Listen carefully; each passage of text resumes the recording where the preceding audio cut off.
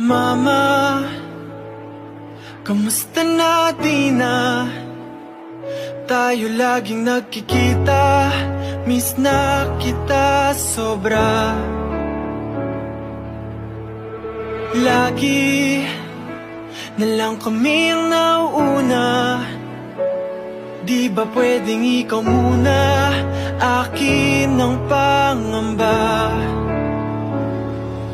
Dahil ikaw ang aking mata, sa tuwing mundo'y nag-iibang dahilan ng aking paghinga. Kaya huwag mag-alala, ipikit ang iyong mata, tana, pahinga muna, ako nang bahala. Labis pa sa labis ang iyong nagawa, mama, pahinga muna, ako na